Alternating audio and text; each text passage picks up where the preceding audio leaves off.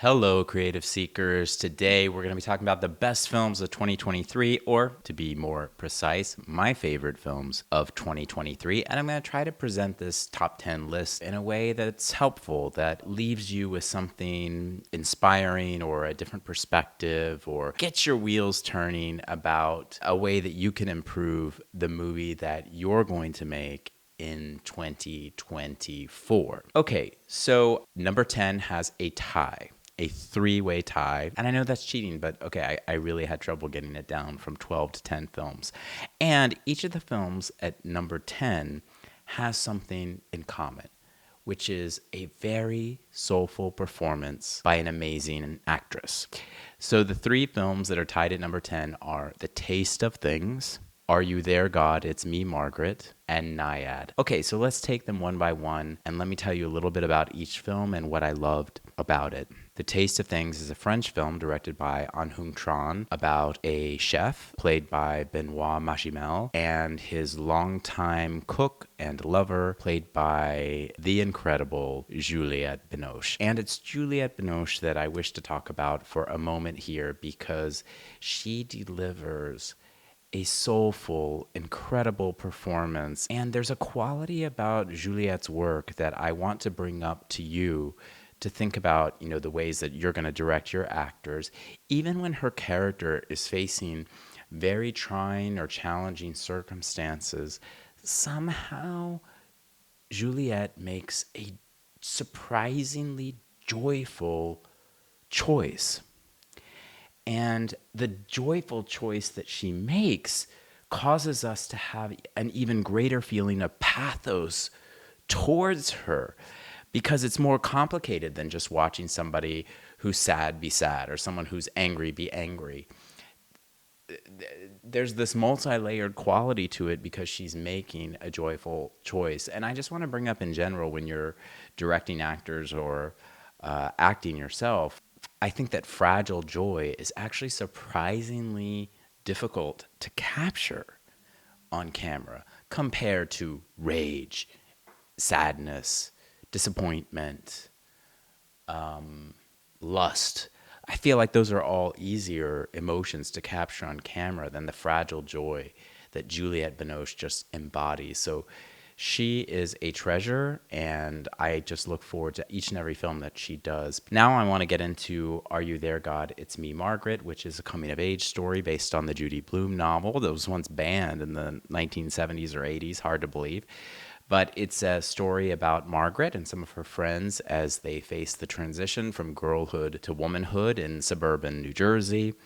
It's a really well-drawn coming-of-age story, and I know this movie wasn't certainly made for me or marketed to me, but I'm so glad that I gave it a chance, because it's been a long time since I saw a coming-of-age film about a young woman that ticked off all the boxes in terms of quality.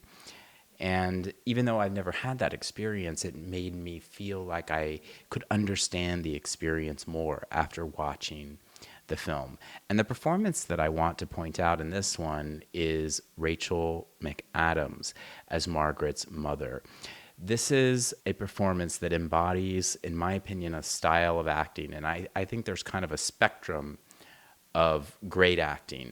And let's put Rachel McAdams on this side of it, where I feel like her inner authenticity, her roles are kind of a way for her to chip away at any blockages that she has as a human being. And so you feel like you're just kind of seeing the soul of Rachel McAdams through the character. And then on the other end of the spectrum of great acting is somebody like Peter Sellers, that you could watch his entire body of work and feel like, I still have no idea who Peter Sellers is. He's a chameleon. All the external, unique vocal qualities of the character are different each time, and I still don't feel like I understand this man. And the criticism of the Rachel McAdams kind of approach is that, oh, they're just playing themselves. He's just playing himself. She's just playing herself. And I think that's a really short-sighted criticism, because it is so hard to chip away at those things, to be present and grounded enough to allow your own soul with all its authenticity to be captured. It sometimes takes decades, a lifetime of work to be able to be in touch with it, much less allow a camera to see it, but yet that's exactly what I felt like Rachel McAdams accomplished in this role of a woman who's just so conscientious and trying so hard to be a wonderful mother and a wonderful human being. And I felt the soul, a little cheesy, but I felt the soul of Rachel McAdams shined through, and it was just beautiful to see. Highly recommended. So now let's move on and talk about Nyad. Nyad is directed by Jimmy Chin and Elizabeth Chai Vasser-Healy, and it's about a long-distance swimmer played by Annette Bening and her best friend and companion played by Jodie Foster. And here again, what's ironic and interesting about this film is that Diane Nyad is focused greatly on external accomplishments. She wants to swim from Cuba to the Florida Keys. She wants to swim around Manhattan. She wants to set a world record. She wants to go in this history of swimming, a lot of external accomplishments. And her character, and I think the film is intentional and conscious of this, because her character has trouble understanding poetry. It has a dislike for poetry that's set up in the film. And the inner growth that's required to be a great poet is what is embodied by the Jodie Foster performance, in my opinion.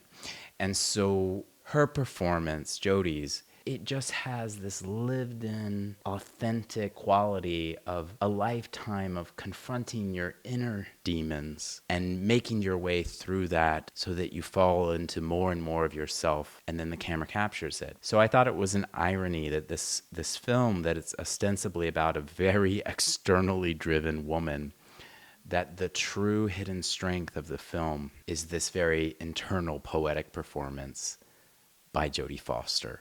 Okay, so let's move on and talk about the number 9 film, which is The Killer, directed by David Fincher. We all know that David Fincher is known as a very, very precise man. So is the character of the hitman, played by Michael Fassbender. But something strange is afoot with the precision of this character, because we see his incredible discipline with the way that he puts the silencer on the gun, the way that he handles himself step by step in this process of getting ready to kill somebody. But underneath that, the thoughts and the feelings that are described in the voiceover show a man who is really disordered. His thoughts and feelings don't make a lot of sense. And I think it's exposing that precision, even mastery, is not wisdom. For example, in the beginning of the film, the character kind of does some yoga moves, but then the yoga moves go into doing push-ups. So the spiritual quality of the yoga is kind of removed, and we see that it's just an exercise to help him in this precision. And I just had this feeling like maybe Fincher is confronting the limitations with precision with this character. Because his philosophy of life, if you really sit and listen to the voiceover and play it a couple times, as I did, it doesn't make any sense. And that's kind of great, because it shows that some of the people that hold power over us, they're disordered, and they don't always make sense, even though they think they do to themselves. Great film, The Killer by David Fincher. The next film is a film that I had trouble going to see because I wrote a reincarnation romantic drama screenplay in 2012. We put on a couple readings in 2013. Then a different film I wrote took off, and we made that film, and then I went back to my reincarnation romantic drama and tried to get it made again. It didn't happen. Then I adapted that film into a play that got produced, but I've still never, managed to get this reincarnation romantic drama before the cameras. So when I first heard that there was a film called Past Lives that was kind of vaguely in that genre, I didn't want to see it. It brought up the fact that I haven't accomplished this film yet, and that's sad to me. But I'm so glad that I got over myself. I put that to the side, and I went to see this amazingly beautiful film directed by Celine Song, starring Greta Lee, John Magaro, and Teo Yu, who is the actor that I want to highlight in this video, because I was incredibly impressed and moved by his work. His performance is very disciplined and contained in terms of his physicality. I was appreciative of how the character honored the ways in which he himself was mediocre and that he had no need to stand out. In America, and especially in the social media era of American culture, we're all trying to stand out. I'm guilty of that too.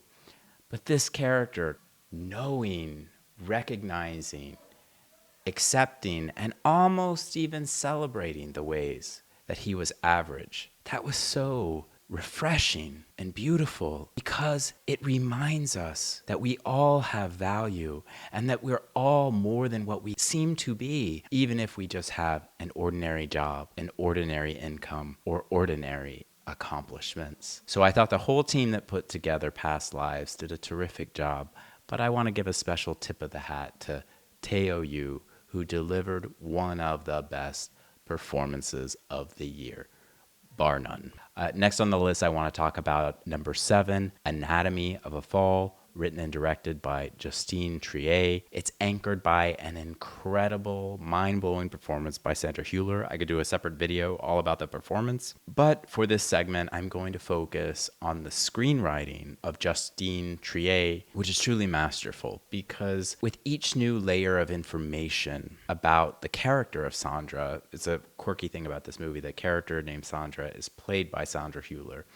So with each new layer we learn about this character, we're given room to have additional doubts about her culpability with the death of her husband, about her culpability as a mother, about her culpability as a wife. And even as these doubts kind of bubble up to the surface, we're not told exactly how to feel about them. So the film allows these doubts to be there without forcing us to see the doubts in one way or another, which really puts us in the position of feeling like we are part of some kind of jury and we're unsettled because we don't quite know what to believe. There's something so mature and adult about the screenplay and the direction too, and how it's put together. I'm not expressing it as well as I wanted to, but I feel like if it was an American film, our first reaction after the film was over was, oh yeah,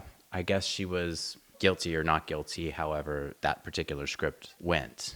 This script wasn't overbearing by making it explicit, but it was a reminder that we can never fully know someone and that we have to continue sometimes our relationships with people and tolerate our doubt about how dark their dark side really is. And so it's a film I've watched several times, and it's a film you can rewatch because you seek the clarity, but what's really there is the reality that our perceptions can shift very quickly when it comes to the people that we love and know in our lives. So the number 6 film needs no introduction. It's Oppenheimer, directed by Kristoffer Nolan, starring Cillian Murphy. This film is a masterpiece, and I'm so glad that it's being acknowledged as such by not only film critics and film lovers, but by the general public. And I think that one reason why I know it's a masterpiece is because the genre that it's in is incredibly difficult. I personally believe that the biopic is the most difficult genre to pull off. When I was new in Hollywood, I had a job as a freelance story analyst for Paramount Classics, which later became Paramount Vantage. I can't tell you how many biopics were submitted to that company, and they were always written with love and lots of research and people, filmmakers or screenwriters admiring this artist or inventor or what have you, but so rarely were they pulled off because, in fact, the screenwriter's own love for the subject matter or the subject of the biopic often clouds their judgment in allowing them to understand what would make a great movie about this subject. I feel like Kristoffer Nolan figured it out and cracked this tough nut. And the way that he intertwined the American politics with the stakes of the actual creation and the building of the bomb, and how it affected the people in Japan, and how Oppenheimer's personal life kind of interweaved within those other elements of the film. It's just incredible. And I just can't tell you how many people screw up a biopic and how awful it is when they go wrong. To get them to go right on the scale that Christopher Nolan got it to go right in Oppenheimer, it truly is like threading a needle just in terms of the screenplay. Forget all of the majesty of some of those shots and what they pulled off on a technical scale. Just in terms of the screenplay, getting that to work is threading the needle.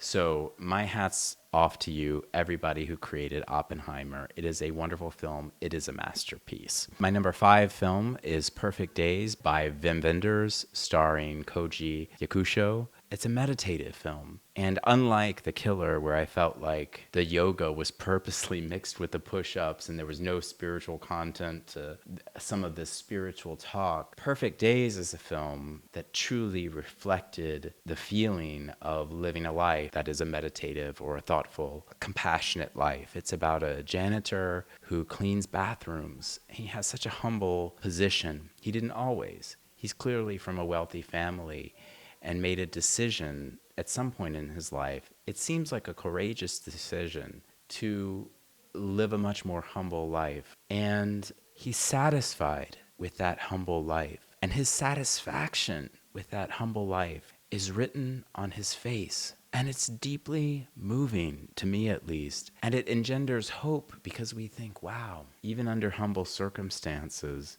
this kind of spiritual and moral development is possible. I thought it was a truly beautiful and poetic film, and one that's not to be missed, especially if you're a meditator. Go see it. The next film isn't about meditation, but something close, about dreams. Dream Scenario, which was directed by Kristoffer Borgli.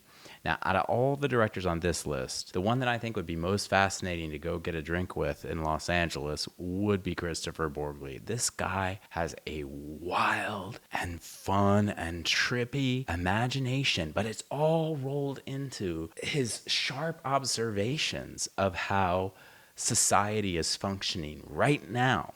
And I think that's just such an interesting combination of internal elements and external elements. It's about a guy named Paul Matthews, played by Nick Cage, who finds himself being the subject of worldwide dreams. Many people are just dreaming about this guy, but he doesn't do much in the dreams. He's just kind of there.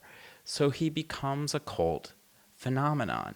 And the film's most hilarious scene is a scene when he gets pulled into an advertising agency who wants to leverage the fact that Nick Cage has appeared in all these people's dreams into a campaign for Sprite. And the 3 actors that played the agency employees, Dylan Galula, Michael Cera, and Kate Berlant, these 3 were hilarious. The entire film is a sad but true commentary on the phenomenon of undeserving people going viral and why we need that to happen, and how it raises and destroys people who have really no clue until it's all over what's even happening. And I thought it was a sad, thoughtful film that shows how brutal corporate America can be. Maybe not just corporate America, maybe corporate culture is a better word, but how brutal it can be in taking the most sacred parts of being human and turning them into something that is not related to being human at all. The number 3 film on the list is Blackberry. This is directed by Matt Johnson, and it includes an incredible supporting performance by Glenn Howerton as a narcissistic businessman who helps catapult the BlackBerry device into its ignominious history. And I do think that Glenn Howerton's performance, it really captures that energy that I've witnessed in these guys who what they care about is leveraging something into a bigger opportunity in some kind of weird never-ending cycle of leveraging something into a bigger opportunity. And the humanity of the people, the quality of the product, all of that is less important than leveraging whatever you have going on into a bigger opportunity. And I feel like Glenn really understood this character very well and delivered one of the best performances of the year. Okay, number 2 is the most heartwarming film for me of last year, and it is The Holdovers, directed by Alexander Payne, starring Paul Giamatti, Divine Joy Randolph, and Dominic Sessa. The film is an exploration of what does it mean to achieve the high life, the worthwhile life, one that involves self-sacrifice and stoicism. What do you have to sacrifice? What kind of person do you have to be to achieve that high life? And how fragile is that transition from the kind of road more traveled to the road less traveled that leads to the high life. The trio of performers in this film is just incredible. So many people are already talking about it, so I don't know that I have much more to add that's intelligent. I will say that I believe Dominic Sessa will go down in history as having given one of the best film debut performances ever. Divine Joy Randolph, with 2 words, has secured her place in cinema history. When she says the 2 simple words, he's gone. It's one of those moments I talked about with Rachel McAdams and Jodie Foster, where we just feel like we see into the soul of this woman and her loss. And it brings up for all of us our own losses. And we have a moment of catharsis just to know that there is another human being that has been captured on film who has experienced that loss and can express it in a way that somehow has music and meaning. And Paul Giamatti, how the hell did you do that with your eye? I want to know. Wow, that was an incredible performance as well. This is a film that just feels complete. I think it's the film from 2023 that I will watch the most over the course of the rest of my life. You know, I think it's a film you could watch 10 or 15 or 20 times and it will still move you. It will still involve your heart. The number 1 film of last year for me is exactly opposite in style to The Holdovers. It's called Zone of Interest, directed by Jonathan Glazer. It is about the mundane lives of evil people making choices and going about their lives almost completely unconscious of the horrendous evil that they are enacting on others. It is the biggest contribution to film directing that was released not only last year, but I think in a long time. I read that Jonathan Glazer used some of the knowledge from reality television in terms of how he structured the shoot for the Zone of Interest. So they have this huge home where the characters played brilliantly by Friedel and Sandra Hüller. Again, she did a double whammy this year with Anatomy of a Fall and Zone of Interest. Just incredible to be in 2 films with that kind of power in 1 year. But anyway, these actors, they portrayed characters that were living in this home, and the entire home was, I think, rigged with 10 or 12 cameras. The lighting was all practical lighting on set. When the actors would turn on and off the lights, everything worked. And from what I heard, the actors described that they didn't even interact with the crew. They didn't even interact with equipment. They just went into this home, did their lines, existed as these characters. That is a tremendous innovation for the craft of filmmaking. I want to point that out. That's a tremendous innovation that's going to extend beyond this one film, and other people are going to start exploring what does it mean for actors to be recorded where they lose the pressure and the intensity of and the audience. They lose the audience, the most direct audience they have, which is the crew, and they're allowed to just exist in a space and bring something up from within themselves. So I think on this innovation alone, Zone of Interest is the biggest contribution to film directing in a long time.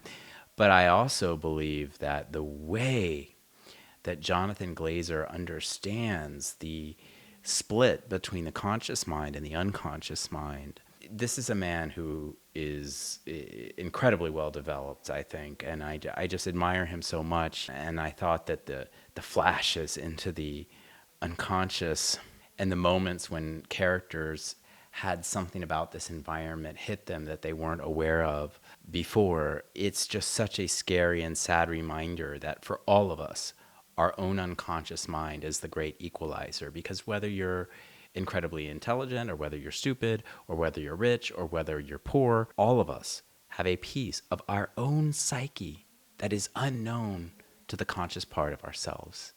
That's really scary when you think about it, because what is that? What's in there? What's in that unconscious part of us that we don't see, that we don't acknowledge?